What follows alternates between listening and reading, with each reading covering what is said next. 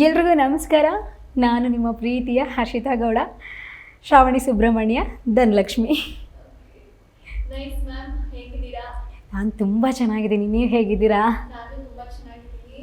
And Dhanalakshmi ಪಾತ್ರ ತುಂಬಾ ಅದು ಒಂದು ಕಾಮಿಕ್ ಆಗಿ, ಒಂದು ಫ್ರಸ್ಟ್ರೇಷನ್ ವುಮನ್ ಆಗಿ, ಮತ್ತೆ ಧನಲಕ್ಷ್ಮಿ ಹೆಸರಿಗೆ ತಕ್ಕಂಗೆ ಹಣಕ್ಕೆ ಆಸೆ ಪಡುವಂತ ಒಂದು ಪಾತ್ರ. ಸೊ ಈ ಒಂದು ಪಾತ್ರ ಈ ಪಾತ್ರಕ್ಕೆ ನೀವು ಹೇಗೆ ಸೆಲೆಕ್ಟ್ ಆದ್ರಿ ಅಂತ? ಮೇಯ್ನು ಧನಲಕ್ಷ್ಮಿ, ಬಟ್ ಹೇಳ್ಕೊಳಕ್ಕಷ್ಟೇ, ಕೈಯಲ್ಲಂತೂ ಇಲ್ಲ. ಸೊ ಅದಕ್ಕೆ ನಾನು ದುಡ್ಡು ಅಂತ ಇರ್ತಾಳೆ ಧನಲಕ್ಷ್ಮಿ. ಆ್ಯಂಡ್ ಈ ಪಾತ್ರ ಸುಬ್ಬು ಸರ್ ಪ್ರೊಡಕ್ಷನ್ದು. So thank you Subbu sir, thank you Zee Kannada. ಈ ಪಾತ್ರಕ್ಕೆ ನಾನು ಲುಕ್ ಟೆಸ್ಟಿಗೆ ಪಾಪ ತುಂಬ ಸಲ ಕರೆದ್ರು ನಮ್ಮ ರಘು ಸರು.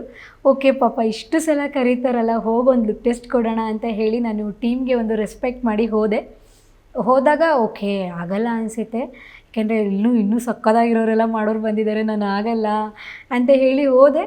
ನೋಡಿದ್ರೆ ಆಡಿಷನಲ್ಲಿ ನನಗೆ ಗೊತ್ತಿರಲಿಲ್ಲ ನಾನು ಅಷ್ಟು ಚೆನ್ನಾಗಿ ಪರ್ಫಾರ್ಮ್ ಮಾಡಿದ್ದೀನಿ ಅಲ್ಲಿ ಅಂತ. ಅದಾದಮೇಲೆ ಸುಬ್ಬು ಸರ್ ಹೇಳಿದ್ರು, ಈ ಪಾತ್ರ ನೀವೇ ಮಾಡಬೇಕು ಹರ್ಷಿತಾ ಅಂತ ಹೇಳಿ. ನನಗೆ ಒಬ್ಬ ಪ್ರೊಡ್ಯೂಸರ್ ಬಾಯಲ್ಲಿ ಅಷ್ಟು ಚೆನ್ನಾಗಿ ಈ ಪಾತ್ರ ನೀವೇ ಮಾಡಬೇಕು ಅಂತ ಬರೋದಕ್ಕಿಂತ ಇನ್ನೊಂದು ಖುಷಿಯಾದ ವಿಷಯ ಇಲ್ಲ. ಸೊ ಹಾಗಾಗಿ ಓಕೆ ಸುಬ್ಬು ಸರ್ ಈ ಮಾತು ಹೇಳ್ತಿದ್ದಾರಲ್ಲ, ನಾನು ಮಾಡೋಣ ಅಂತ ಹೇಳಿ ಆ ಪಾತ್ರನ ಒಪ್ಕೊಂಡೆ. ಸೊ ನೀವು ಫಸ್ಟ್ ಟೈಮ್ ಸೆಟ್ಗೆ ಹೋದಾಗ ಶ್ರಾವಣಿ ಸುಬ್ರಹ್ಮಣ್ಯ ಸೆಟ್ ದೊಡ್ಡ ಅಂದ್ರೆ ಆಲ್ಮೋಸ್ಟ್ ತುಂಬಾ ಜನ ಆರ್ಟಿಸ್ಟ್ಗಳು ಇರುವಂತಹ ಶೂಟಿಂಗ್ ಸೆಟ್. ಸೊ ಹೇಗಿತ್ತು ಆ ಎಕ್ಸ್ಪೀರಿಯನ್ಸ್? ಹೇಗಿತ್ತು? ಫಸ್ಟ್ ನಾನು ಮಾಕ್ ಶೂಟಿಗೆ ಅಂತ ಹೋಗಿದ್ದು. ನಂಗೆ ಗೊತ್ತಿರಲಿಲ್ಲ ಅಲ್ಲಿ ಯಾರ್ಯಾರು ಇರ್ತಾರೆ, ಏನು ಎತ್ತ ಅಂತ ಇಲ್ಲ. ಯಾಕೆಂದರೆ ಲುಕ್ ಟೆಸ್ಟಿಗೆ ಹೋಗಿದ್ದೆ ನನಗೆ. ಅಲ್ಲೂ ಕೂಡ ಆಡಿಷನ್ನಿಗೆ ಬಂದಿರೋ ಅಂಥ ಒಂದಷ್ಟು ಆರ್ಟಿಸ್ಟ್ ಇದ್ದರು. ಇಲ್ಲಿ ಇವರೇ ಸೆಲೆಕ್ಟ್ ಆಗಿರ್ತಾರೆ ಅಂತ ಅಂದ್ಕೊಂಡಿರಲಿಲ್ಲ. ಬಟ್ ಮೇಯ್ನ್ ನನಗೆ ಖುಷಿಯಾಗಿದ್ದೇ ನನ್ನ ತಂದೆ ಪಾತ್ರ ಬಾಲರಾಜು ಸರು, ಆಮೇಲೆ ನನ್ನ ತಾಯಿ ಪಾತ್ರ ಅಪೂರ್ವ ಮ್ಯಾಮ್ ಮಾಡ್ತಿರೋದು. ನನಗೆ ಸಿಕ್ಕಾಬಿಟ್ಟೆ ಖುಷಿ ಆಗೋಯ್ತು. ಯಾಕೆಂದರೆ ನಾನು ಚಿಕ್ಕವರಿಂದನೂ ಅವರಿಬ್ಬರು ಆ್ಯಕ್ಟಿಂಗ್ ನೋಡ್ಕೊಂಡು ಬಂದಿದ್ದೀನಿ. ಹೆಂಗೆ ಅಂದರೆ ಟಿ ವಿಲಿ ನೋಡ್ತಿದ್ದವರು ಇವಾಗ ಅವ್ರ ಜೊತೆ ನಾವು ಆ್ಯಕ್ಟ್ ಮಾಡ್ತಿದ್ದೀವಿ ಅಂದಾಗಲೇ ನಮಗೊಂದು ಖುಷಿ. ಏಕೆಂದರೆ ಈಗ ಬಿಗಿನರ್ಸ್ಗೆ ಅದೇ ಒಂದು ದೊಡ್ಡ ಖುಷಿ. ಸೊ ಅದೊಂದು. ಅದಾದಮೇಲೆ ಮೋಹನ್ ಸರ್ ಆಗಿರ್ಬೋದು, ಸ್ನೇಹ ಮ್ಯಾಮು, ಆಮೇಲೆ ನಮ್ಮ ಅತ್ತೆ ಪಾತ್ರ ಕಾಂತಮ್ಮ ಅವರು, ಆಮೇಲೆ ನನ್ನ ಹಸ್ಬೆಂಡ್ ಪಾತ್ರ ರಜನಿ ಸರು. ಸಿಕ್ಕಾಪಟ್ಟೆ ಖುಷಿ ಆಯಿತು. ಒಂದೊಳ್ಳೆ ಟೀಮು, ತುಂಬ ಎಂಜಾಯ್ ಮಾಡ್ತೀವಿ, ಸಿಕ್ಕಾಪಟ್ಟೆ ಎಂಜಾಯ್ ಮಾಡ್ತೀವಿ. ಈ ತರದೊಂದು ಕ್ಯಾರೆಕ್ಟರ್ನ ನೀವು ಹೇಗೆ ಅನಲೈಸ್ ಮಾಡಿ ಅಂದ್ರೆ ನೀವು ಅಳವಡಿಸ್ಕೊಳ್ತೀರಾ ಅಂತ ಈ ತರ ನೋಡಿದ್ರಾ? ಯಾರಾದ್ರೂ ಪಾತ್ರನ ಹೋಮ್ವರ್ಕ್ ಇಲ್ಲ, ನಂದು ಏನು ನನಗೆ ಅದೊಂದು ಪ್ಲಸ್ ಪಾಯಿಂಟ್ ಅಂತ ನನಗೆ ಫೀಲ್ ಆಗುತ್ತೆ. ಈಗ ಎಕ್ಸಾಂಪಲ್ ಯಾರೋ ಒಬ್ಬರು ನನಗೆ ಈಗ ಒಟ್ಟಿಗೆ ಒಂದು 5 ಪಾತ್ರನ ನರೇಟ್ ಮಾಡ್ತಾ ಇರ್ತಾರೆ ಕಥೆಲಿ. ಈಗ ಅಪ್ಪ ಬಂದರು, ನಾನು ಅಪ್ಪನಾಗೂ ಇಮ್ಯಾಜಿನ್ ಮಾಡ್ಕೋತೀನಿ. ನನ್ನನ್ನು ಇಮಿಡಿಯೇಟ್ ಅಮ್ಮ ಬಂದು ಏನು ಹೇಳಿದ್ರು, ಇಮಿಡಿಯೇಟ್ ನಾನು ಆ ಪಾತ್ರಕ್ಕೂ ಶಿಫ್ಟ್ ಆಗ್ತೀನಿ. ಸೊ ಒಂದು 5 ಪಾತ್ರನ ಅವ್ರು ಏನು ಎಕ್ಸ್ಪ್ಲೈನ್ ಮಾಡ್ತಿರ್ತಾರೆ, ಅವಾಗ 5 ಪಾತ್ರದ್ದು ಆಯಾ ಡೈಲಾಗ್ ಏನ್ಸು ಆ ಕಮ್ಯುನಿಕೇಷನ್ ಹೇಳ್ತಾ ಇರ್ತಾರೆ, ಎಕ್ಸ್ಪ್ಲೈನ್ ಮಾಡ್ತಿರ್ತಾರೆ. ಆ ಇಮಿಡಿಯೇಟ್ ಆಯಾದನ್ನು ನಾನೇ ಅಂತ ಅಂದ್ಕೊಂಡು ಕಣ್ಮುಂದೆ ಇಮ್ಯಾಜಿನ್ ಮಾಡ್ಕೋತಿರ್ತೀನಿ. ಓಕೆ ಈ ಥರ ಒಂದು ಮನೆಯಲ್ಲಿ ಈ ಥರ ಒಂದು ಮನೆ ಬ್ಯಾಕ್ಗ್ರೌಂಡ್ ಇರುತ್ತೆ, ಅಪ್ಪ ಹಿಂಗೆ ಬರ್ತಾರೆ ಅಂದಾಗ ಓಕೆ ಈ ಥರ ಒಂದು ಮನೆ ಬ್ಯಾಕ್ಗ್ರೌಂಡಲ್ಲಿ ಅಪ್ಪ ಯಾವ ರೀತಿ ಬರ್ತಾ ಇದ್ದಾರೆ, ಇಲ್ಲಿ ಅಮ್ಮ ಹೇಗೆ ಕಾಫಿ ತೊಗೊಂಡು ಬರ್ತಾರೆ, ಇದನ್ನೆಲ್ಲ ನಾನೊಂದು ಕಣ್ಮುಂದೆ ಇಮ್ಯಾಜಿನ್ ಮಾಡ್ಕೋತಾ ಇರ್ತೀನಿ. ಇದಕ್ಕೆ ಎಕ್ಸಾಂಪಲ್ ಏನು ಅಂದರೆ, ನನ್ನ ಹಸ್ಬೆಂಡು ತುಂಬ ಸ್ಟೋರಿಗಳು ಹೇಳ್ತಾ ಇರ್ತಾರೆ, ಇಲ್ಲಿ ಕೇಳಿಸ್ಕೊ ಅಂತ. ನಾನು ಅವ್ರ ಕಡೆ ನೋಡ್ತಿರಲ್ಲ, ಹಿಂಗೇ ಒಂದು ಕಡೆ ಕೂತಿರ್ತೀನಿ, ಅವ್ರು ಹೇಳ್ತಿರೋದು ಕೇಳಿಸ್ತಾ ಇರುತ್ತೆ, ಇಮ್ಯಾಜಿನ್ ಮಾಡ್ಕೋತಾ ಇರ್ತೀನಿ. ಕೇಳಿಸ್ಕೊತಿದ್ಯೋ ಇಲ್ವೋ ಅಂತಾರೆ, ಬಟ್ ಕೇಳಿಸ್ಕೊಂಡು ಇಮ್ಯಾಜಿನ್ ಮಾಡ್ಕೋತಿರ್ತೀನಿ. ನನಗೆ ಅದು ಪ್ಲಸ್ ಪಾಯಿಂಟ್ ಅಂತ ಅನಿಸುತ್ತೆ. ಹೌದು ಹೌದು. ಇಲ್ಲ, ಒಂದಷ್ಟು ಡೇಟ್ಸ್ ಕೊಡೋಕ್ಕಾಗಿರಲಿಲ್ಲ. ಒಂದು ಹೆಲ್ತ್ ಇಶ್ಯೂ ಇತ್ತು. ಅದಾದಮೇಲೆ ಇನ್ನೊಂದು ಪ್ರಾಜೆಕ್ಟಲ್ಲಿ ಸ್ವಲ್ಪ ಬ್ಯುಸಿ ಇದ್ದೆ. ಸೊ ಅದನ್ನು ಟೀಮ್ ಅರ್ಥ ಮಾಡಿಕೊಂಡು ನನಗೊಂಚೂರು ಸ್ಪೇಸ್ ಕೊಟ್ಟರು. ಸೊ ಈಗ ಒಂಚೂರು ಹೆಲ್ತ್ ಸರಿ ಹೋಗಿದೆ. ಇನ್ಮೇಲೆ ಧನಲಕ್ಷ್ಮಿ ಮತ್ತೆ ವಾಪಸ್ ಬರ್ತಾಳೆ. ಹೆಲ್ತ್ ಇಶ್ಯೂ ಇದ್ದಿದ್ದರಿಂದ ಸ್ವಲ್ಪ ಬ್ರೇಕ್ ತೊಗೊಂಡೆ. ಧನಲಕ್ಷ್ಮಿಗೆ ಪಾಪ ತಮ್ಮನ ಮೇಲೆ ಪಾಪ ಅನ್ಸೋದೇ ಇಲ್ಲ ಅಂತ. ತುಂಬಾ ಅಂದ್ರೆ ಧನಲಕ್ಷ್ಮಿಗೆ ಮಗಳಿದ್ದಾಳೆ. ಸೊ ಮಗಳಿಗಿಂತ ಕಡಿಮೆ ಮೆಚುರಿಟಿಲೇನೆ ಮಾತಾಡ್ತಾಳೆ ಧನಲಕ್ಷ್ಮಿ. ತಮ್ಮನ ಬಗ್ಗೆ ಕರುಣೆನೇ ಇಲ್ವಾ ಧನಲಕ್ಷ್ಮಿಗೆ? ಇಲ್ಲ ಇದೆ, ಈಗ ಬರ್ತಿರೋ ಧನಲಕ್ಷ್ಮಿಗಿದೆ. ಯಾಕೆಂದರೆ ಈಗ ಮೇಯ್ನ್ ಅತ್ತೆ ಇಷ್ಟು ದಿನ ಗಂಡ ಏನು ನಮ್ಮ ಮನೆಗೆ ಬರ್ತಾರಿಲ್ಲ, ಅವಾಗವಾಗ ಬರೋರು ಹೋಗೋರು. ಸೊ ಹಾಗಾಗಿ ಗಂಡನಿಗೆ ಆದಷ್ಟು ದುಡ್ಡು ಕೊಡಬೇಕು, ಅವ್ರ ಲೈಫ್ ಸೆಟ್ಲ್ ಮಾಡಬೇಕು ಅಂತ ಇತ್ತು ಧನಲಕ್ಷ್ಮಿಗೆ. ಈಗ ಗಂಡ ಪ್ಲಸ್ ಗಂಡನ ಜೊತೆ ಅತ್ತೆನೂ ಬಂದು ಇಲ್ಲಿರೋವಾಗ ಧನಲಕ್ಷ್ಮಿ ಕಣ್ಣಾರೆ ನೋಡ್ತಾ ಇದ್ದಾಳೆ ಏನು ಕಷ್ಟ, ಆ್ಯಕ್ಚುಯಲ್ ಕಷ್ಟ ಸುಬ್ಬುಗೆ ಏನು ಆಗ್ತಿದೆ ಅಂತ ಹೇಳಿ. ಸೊ ಈಗಿರೋ ಧನಲಕ್ಷ್ಮಿ ಒಳ್ಳೆಯವಳಪ್ಪ ಪ್ಲೀಸ್. ಓಕೆ, ನಿಮ್ಗೆ ಯಾರಾದ್ರೂ ಸಿಕ್ಕಾಗ ಕೇಳಿದಾರ ಏನ್ ಮೇಡಮ್ ಅಷ್ಟು ತಮ್ಮನ್ಗೆ ಆ ಥರ ಟಾರ್ಚರ್ ಕೊಡ್ತೀರಾ ಅಂತ? ಕೇಳಿದ್ದಾರೆ ಏನು ಅಷ್ಟು ದುಡ್ಡು ಅಂತಿರಲ್ಲ ಅಂತ. ಪರ್ಸ್ನಲ್ ಲೈಫಲ್ಲಿ ನಾನು ಆ ಥರ ಇಲ್ಲವೇ ಇಲ್ಲ, ಪ್ರೊಫೆಷ್ನಲ್ ಅಷ್ಟೇ. ಅದೊಂದು ಪಾತ್ರ, ಆ ಪಾತ್ರಕ್ಕೆ ಅದು ಏನು ಕೇಳ್ತಾ ಇದೆ ಆ ಪಾತ್ರಕ್ಕೆ ನಾನು ಅದನ್ನು ಕೊಡ್ತಾ ಇದ್ದೀನಿ ಅಷ್ಟೇ. ಓಕೆ, ನಿಮ್ಮ ಅತ್ತೆ ಕ್ಯಾರೆಕ್ಟರ್ ಮಾಡ್ತಾ ಇರೋರು ಮೇಡಮ್ ತುಂಬಾ ಭವಾನಿ ಮ್ಯಾಮ್. ಭವಾನಿ ಮ್ಯಾಮ್ ತುಂಬಾ ಚೆನ್ನಾಗಿ ಅಯ್ಯೋ. ಯಾವ ಪಾತ್ರ ಕೊಟ್ಟರು ಅಂದ್ರೆ ಅಷ್ಟು ಚೆನ್ನಾಗಿ ನಿಭಾಯಿಸ್ತಾರೆ. ಬಿಕಾಸ್ ಬೇರೆ ಬೇರೆ ಪ್ರಾಜೆಕ್ಟ್ಗಳಲ್ಲಿ ಅವ್ರನ್ನ ನಾವು ನೋಡಿದೀವಿ. ಅವ್ರ ಕಾಮೆಂಟ್ ಮತ್ತೆ ಪಂಚ್ಗಳು ತುಂಬಾ ಚೆನ್ನಾಗಿ ವರ್ಕ್ ಆಗುತ್ತೆ, ಬಾಡಿ ಲ್ಯಾಂಗ್ವೇಜ್ ಆಗಿರ್ಬೋದು.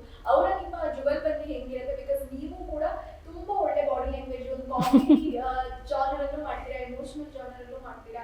ಹೇಗಿರುತ್ತೆ ಇದು ಅತ್ತೆ ಸೊಸೆ ಜುಗಲ್ಬಂದಿ? ಅತ್ತೆ ಸೊಸೆ ಅನ್ನೋದಕ್ಕಿಂತ ನಾನೊಂದು ಅವರ ಫ್ಯಾನ್ ಆಗಿ ಈ ವಿಷಯನ ನಾನು ಮಾತಾಡ್ಬೋದು. ಯಾಕೆ ಅಂದರೆ ನನ್ಗೆ ಎಷ್ಟು ಕಂಟ್ರೋಲ್ ಮಾಡ್ಕೊಂಡಿರ್ತೀನಿ ಸೀನಲ್ಲಿ ಅಂದರೆ ಅವ್ರ ಮಾತಿಗೆ ಸುಂದ್ರ ಎದುರಿದ್ರಾ ಇದಕ್ಕೆಲ್ಲ ಎಷ್ಟು ಕಂಟ್ರೋಲ್ ಮಾಡ್ತಾ ಇರ್ತೀನಿ ಅಂದರೆ ನನ್ನ ನಗು. ಆಮೇಲೆ ರಜನಿ ಸರು ಅಷ್ಟೇ, ಅಂದರೆ ನನ್ನ ಹಸ್ಬೆಂಡು ಸುಂದ್ರ ಕ್ಯಾರೆಕ್ಟ್ರವರು ಅಷ್ಟೇ. ಅವರ ಕಾಂಬಿನೇಷನ್ ಬಂತು ಅಂದರೆ ಎಷ್ಟೋ ಸಲ ನಗು ಕಂಟ್ರೋಲ್ ಮಾಡ್ಕೊಳಕ್ಕಾಗದೆ ಒಂದು ಸಲ ನಕ್ಕಿದ್ದು ಉಂಟು ನಾನು. ಅಷ್ಟು ಚೆಂದ ಅಂದರೆ ಸಿಕ್ಕಾಬಟ್ಟೆ ಎಂಜಾಯ್ ಮಾಡ್ಕೊಂಡು ಅವ್ರ ಪಾತ್ರನ, ಅವರಿಬ್ಬರು ಕಾಂಬಿನೇಷನ್ ಸಿಕ್ಕಾಬಟ್ಟೆ ಚೆನ್ನಾಗಿ ಮಾಡ್ತಾರೆ, ಮಜಾ ಮಾಡ್ತಾರೆ ಅವರಿಬ್ಬರು ಕ್ಯಾರೆಕ್ಟರ್ನ. ನಿಮ್ಗೆ ಅಂದ್ರೆ ಸೀರಿಯಲ್ ಅಲ್ಲಿ ಯಾವ ಪಾತ್ರ ತುಂಬಾ ಇಷ್ಟ ಆಗುತ್ತೆ ನಿಮ್ಗೆ ಪರ್ಸನಲ್ ಆಗಿ? ಪರ್ಸ್ನಲ್ ಆಗಿ ಅಂತ ಅಂದರೆ ನನಗೆ ಅಪೂರ್ವ ಅವರು ಆ್ಯಕ್ಟಿಂಗ್ ತುಂಬ ಇಷ್ಟ. ಅವರು ಪಾತ್ರಕ್ಕೆ ಕೊಡೋ ಇನ್ವಾಲ್ವ್ಮೆಂಟ್ ನಂಗೆ ತುಂಬ ಇಷ್ಟ. ಸಿಕ್ಕಾಬಟ್ಟೆ ಹೆಂಗೆ ಅಂದರೆ ನಿಜವಾಗ್ಲೂ ನನ್ನ ಅಮ್ಮನೇನೋ ಅಂತ ಅನಿಸುತ್ತೆ. ಆ್ಯಕ್ಚುಲಿ ಅವ್ರ ಜೊತೆ ನಾನು ತುಂಬ ಕ್ಲೋಸಾಗೂ ಇದ್ದೀನಿ. ನೀವು ನೋಡಿರ್ಬೋದು ದಾವಣಗೆರೆ ಏನು ವರಮಹಾಲಕ್ಷ್ಮಿ ಉತ್ಸವದಲ್ಲಿ ನನ್ನ ಅವರ ಬಾಂಡಿಂಗು ತುಂಬ ಚೆನ್ನಾಗಿ ಆ ಪಾತ್ರನ ಯಾವ ಮಟ್ಟಿಗೆ ಜೀವಿಸ್ತಾರೆ ಅಂತ ಅಂದರೆ ಎಷ್ಟೋ ಸಲ ಅವರು ಗ್ಲಿಸರಿನೂ ಹಾಕ್ಕೊಳ್ಳಲ್ಲ, ಲೈವಾಗಿ ಅಳ್ತಾರೆ. ಸೊ ಅವರು ಆ ಪಾತ್ರಕ್ಕೆ ಕೊಡೋ ಇನ್ವಾಲ್ವ್ಮೆಂಟ್ ನಂಗೆ ಭಾಳ ಇಷ್ಟ. ಓಕೆ, ಧನಲಕ್ಷ್ಮಿಯಿಂದ ಇನ್ನ ಏನೇನು ನಾವು ಎಕ್ಸ್ಪೆಕ್ಟ್ ಮಾಡ್ಬೋದು ಅಂತ? Entertainment with emotion. ಹಾಂ, ಈಗ ಹೋಗ್ತಿರೋ ಪ್ರಕಾರ ಎಮೋಷನ್. ಓಕೆ, ಧನಲಕ್ಷ್ಮಿ ಕಡೆ ಗಂಡನ ಮನೆಗೆ ಹೋಗ್ತಾರಾ ಇಲ್ವಾ? ನನಗೆ ಗೊತ್ತಿಲ್ಲ. ನನ್ನ ಗಂಡ ಇದ್ದರೆ ಓಕೆ ಅತ್ತೆ ಅಲ್ಲಿದ್ದಾರೆ, ಅತ್ತೆನ ನೋಡ್ಕೊಳ್ಳೋಕ್ಕೆ, ಅತ್ತೆಗೆ ವಯಸ್ಸಾಗಿದೆ, ಅತ್ತೆನ ನೋಡ್ಕೊಳ್ಳೋಕ್ಕೆ ಇವ್ರು ನನ್ನ ಕರ್ಕೊಂಡು ಹೋಗ್ತಾರೆ ಅನ್ಬೋದು. ಈಗ ನೋಡಿದ್ರೆ ನನ್ನ ಅತ್ತೆನೇ ಬಂದು ನನ್ನ ಮನೇಲಿದ್ದಾರೆ. ಈಗ ಗೊತ್ತಿಲ್ಲ ಏನು ಆಗುತ್ತೆ ಮುಂದೆ ಅಂತ. ಬಟ್ ಮಾವ ಇದಾರ ಧನಲಕ್ಷ್ಮಿಗೆ? ಅದು ನನ್ನ ಮತ್ತೆನೇ ಕ್ವಶನ್ ಕೇಳಬೇಕು. ಇದ್ದಾರೆ ಅನಿಸುತ್ತೆ ಮೇ ಬಿ.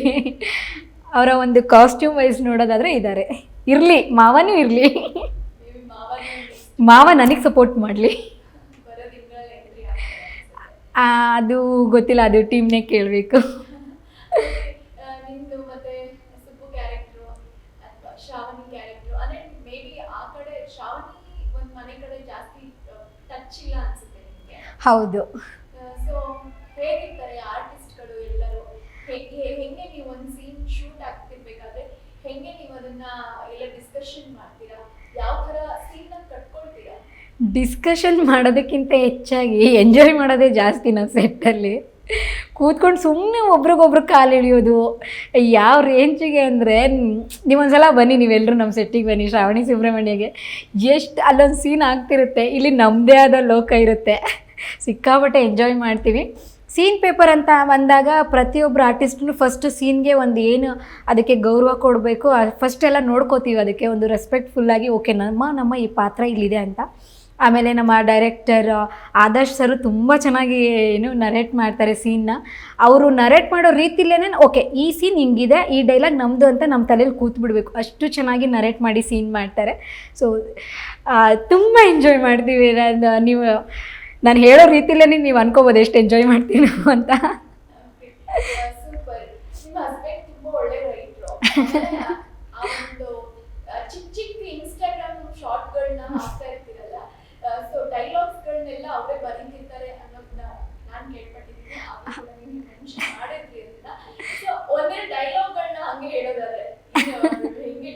ಆಕ್ಚುಲಿ ಅಬೋ?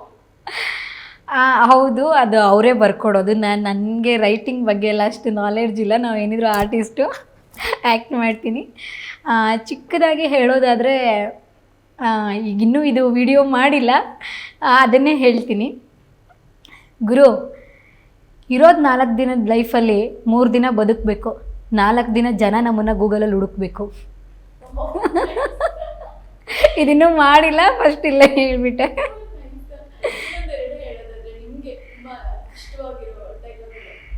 ತುಂಬ ಅಂದರೆ ಗ್ಯಾಪ್ ಆಗೋಯ್ತಲ್ಲ, ಸ್ವಲ್ಪ ಅಲ್ಲೊಂದು ಲೈನ್ಗಳು ನೆನಪಿದೆ ನನಗೆ.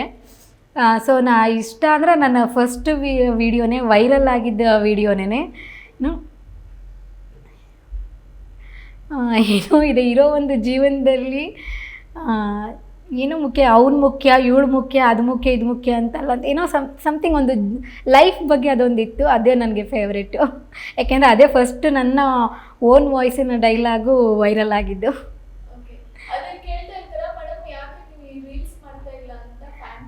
ಹಾಂ, ಸುಮಾರು ಜನ ಕೇಳಿದ್ದಾರೆ. ಆಮೇಲೆ ಕಮೆಂಟ್ಸ್ ಬಂದಿದ್ದಕ್ಕಿಂತ ಹೆಚ್ಚಾಗಿ ಈಗ ಶೂಟ್ಗಳಲ್ಲಿ ಏನು ಸಹ ಕಲಾವಿದರು ಬರ್ತಾರೆ, ಅವರು ತುಂಬ ಕೇಳೋದು, ಮೇಡಮ್ ರೀಲ್ಸ್ ಬರ್ತಾ ಇಲ್ಲ ನಿಮ್ಮದು ಓನ್ ವಾಯ್ಸು, ನಾವು ವೆಯ್ಟ್ ಮಾಡ್ತಿದ್ದೀವಿ, ನಾವು ಆ ವಾಯ್ಸ್ನ ಮಾಡ್ತೀವಿ ವಿಡಿಯೋ ನೋಡಿ ಅಂತ ತೋರಿಸಿದ್ದು ಉಂಟು ಅವ್ರು ನನಗೆ, ಸುಮಾರು ಜನ. ಆಮೇಲೆ ಒಂದು ಅಂಗಡಿಗೆ ಹೋದಾಗಲೂ ಅಷ್ಟೇ, ಪ್ರತಿಯೊಬ್ಬರೂ ನನಗೆ ಗೊತ್ತಿಲ್ಲ ಅಷ್ಟು, ಅಂದರೆ ಮಿಲಿಯನ್ಸ್ ಗಟ್ಟಲೆ ಹೋದಾಗ ಓಕೆ ಒಂದು ವೈರಲ್ ಆಗಿದೆ ವಿಡಿಯೋ ಅಂತ ಗೊತ್ತು, ಬಟ್ ಜನ ಅದನ್ನು ಅಷ್ಟು ಕನೆಕ್ಟ್ ಆಗಿದ್ದಾರೆ ಆ ಒಂದು ಪದ ಏನು ಹೇಳೋವಂಥ ಡೈಲಾಗಿಗೆ ಅನ್ನೋದು ಸಿಕ್ಕಾಪಟ್ಟೆ ಖುಷಿ ಕೊಡುವಂಥ ವಿಷಯ. ಸೂಪರ್. ಓಕೆ, ಈಗ ಶ್ರಾವಣಿ ಸುಬ್ರಹ್ಮಣ್ಯದ ಜೊತೆಗೆ ಬೇರೆ ಯಾವ ಪ್ರಾಜೆಕ್ಟ್ ಮಾಡ್ತಾ ಇದ್ದೀರಾ? ಏನೆಲ್ಲ ನಿಮ್ಮ ಡ್ರೀಮ್ಸ್ ಇದೆ? ಈಗ ಸದ್ಯಕ್ಕೆ ಇದೇ ನವಂಬರ್ 29th ನಾನಿನ್ನ ಬಿಡಲಾರೆ ಅನ್ನೋ ಒಂದು ಸಿನಿಮಾ, ಹೀರೋ ಫ್ರೆಂಡ್ ರೋಲ್ ಮಾಡಿದ್ದೀನಿ. ಹಾರರ್ ಕಂಟೆಂಟು ತುಂಬ ಚೆನ್ನಾಗಿದೆ, ಅದು ರಿಲೀಸ್ ಆಗ್ತಿದೆ. ಸೊ ಈ ಮುಖಾಂತರ ನಾನು ನಿಮ್ಮೆಲ್ರಿಗೂ ಕೇಳ್ಕೊತೀನಿ, ನವಂಬರ್ 29 ನಾನಿನ್ನ ಬಿಡಲಾರೆ ಸಿನಿಮಾನ ನೋಡಿ ಹರಸಿ ಹಾರೈಸಿ. ಹಾಗೆ ಇನ್ನೊಂದು ಧಾರಾವಾಹಿ ರಾಧಿಕಾ ಅಂತ ಇನ್ನೊಂದು ಚಾನಲಲ್ಲಿ ಬರ್ತಾಯಿದೆ, ಅದರಲ್ಲಿ ಪಾತ್ರ ನಿರ್ವಹಿಸ್ತಾ ಇದ್ದೀನಿ. ಹಾಗೆ ಒಂದಷ್ಟು ಸಿನಿಮಾ ಪ್ರಾಜೆಕ್ಟ್ಸ್ಗಳಾಗ್ತಾ ಇದೆ, ಮಾತುಕತೆಗಳಾಗಿದೆ, ಇನ್ನು ಶೂಟಿಗೆ ಹೋಗಬೇಕು. ಸೂಪರ್. ಮತ್ತೆ ನಿಮ್ಮ ಅಂದ್ರೆ ಡ್ರೀಮ್ ಪಾತ್ರ ಅನ್ನೋದರಲ್ಲಿ ಯಾವ್ದಾದ್ರು ಇದೆಯಾ ನಿಮಗೆ? ಇಲ್ಲ, ಡ್ರೀಮ್ ಪಾತ್ರ ಅಂತ ಏನಿಲ್ಲ, ಯಾಕೆಂದರೆ ಆರ್ಟಿಸ್ಟ್ಗಳಿಗೆ ಯಾವುದೇ ಪಾತ್ರ ಕೊಟ್ಟರು ಅದನ್ನು ನಾನು ಮಾಡ್ತೀನಿ ಅನ್ನೋ ಒಂದು ಕಾನ್ಫಿಡೆಂಟ್ ಇರಬೇಕು. ಸೊ ಆ ಕಾನ್ಫಿಡೆಂಟ್ ನನ್ನಲ್ಲಿದೆ, ಯಾಕೆಂದರೆ ನನ್ನ ಈಗ ನಾನು ನಿರ್ವಹಿಸ್ತಿರೋ ಪಾತ್ರಗಳು ಕೂಡ ನನ್ನ ಏಜಿಗೆ ಮೀರಿದಂಥ ಪಾತ್ರಗಳೇ, ಆ್ಯಕ್ಚುಲ್ ನನ್ನ ಏಜಿನ ಪಾತ್ರಗಳಲ್ಲ. ಸೊ ಹಾಗಾಗಿ ಯಾವುದೇ ಪಾತ್ರ ಕೊಟ್ಟರು ಇಂಥದ್ದೇ ಪಾತ್ರ ಅಂತಲ್ಲ, ಯಾವುದೇ ರೀತಿಯ ಪಾತ್ರ ಕೊಟ್ಟರು ಆ ಪಾತ್ರ ನಂದು ಅಂತ ನಾನು ಜೀವಿಸ್ಬೇಕು, ಅದಷ್ಟೇ ನನಗೆ ಗೊತ್ತಿರೋದು. ಸೊ ಓವರಾಲ್ ನಿಮ್ಮ ಫ್ಯಾನ್ಸ್ಗೆ ಏನು ಹೇಳಕ್ಕೆ ಇಷ್ಟಪಡ್ತೀರಾ? ಸಿಕ್ಕಾಪಟ್ಟೆ ಇನ್ನೂ ಖುಷಿ ಆಗ್ತಾಯಿದೆ, ಯಾಕೆಂದರೆ ಒಂದು ದಿನ ಟಿ ವಿಲಿ ಕಾಣಿಸ್ಕೊಂಡ್ರೆ ಸಾಕು ಅಂತ ಬಂದವಳು ನಾನು. 2019ರಿಂದ ಸತತವಾಗಿ ನಾನು ಟಿ ವಿಲಿ ಕಾಣಿಸ್ಕೋತಾನೆ ಬಂದಿದ್ದೀನಿ. ಹಾಗೆ ನಿಮ್ಮೆಲ್ಲರೂ ಎಂಟರ್ಟೈನ್ ಮಾಡ್ತಿದ್ದೀನಿ, ಮನೆ ಮಗಳಾಗಿ ಮೆಚ್ಕೊಂಡಿದ್ದೀರಾ. Thank you so much. ಇದೇ ಪ್ರೀತಿ ಸದಾ ಯಾವಾಗಲೂ ನನ್ನ ಮೇಲೆ ಇರಲಿ. ಹಾಗೆ ನನ್ನ ಊರು ಮಧುಗಿರಿ ತಾಲೂಕಿನ ಮಿಡತ್ರಳ್ಳಿ ಜನತೆಗೆ ಥ್ಯಾಂಕ್ ಯು. ನಿಮ್ಮ ಒಂದು ಪುಟ್ಟೂರಾದರೂ ಕೂಡ ಅಲ್ಲಿಂದ ನಾನು ಎಕ್ಸ್ಪೆಕ್ಟ್ ಮಾಡಿರಲಿಲ್ಲ ಈ ಲೆವೆಲ್ಗೆ ಇಷ್ಟು ಜನ ಪ್ರೀತಿ ಕೊಡೋ ಲೆವೆಲಿಗೆ ಬರ್ತೀನಿ ಅಂತೇಳಿ. ಸೊ ಆ ನನ್ನ ಪುಟ್ಟೂರು ಮೇಲೆ, ಪುಟ್ಟ ಚಿಕ್ಕ ಊರ ಮೇಲೂ ನಿಮ್ಮೆಲ್ಲರೂ ಪ್ರೀತಿ ಇರಲಿ ಅಂತ ಕೇಳ್ಕೊತೀನಿ. Thank you so much. Thank you. Thank you.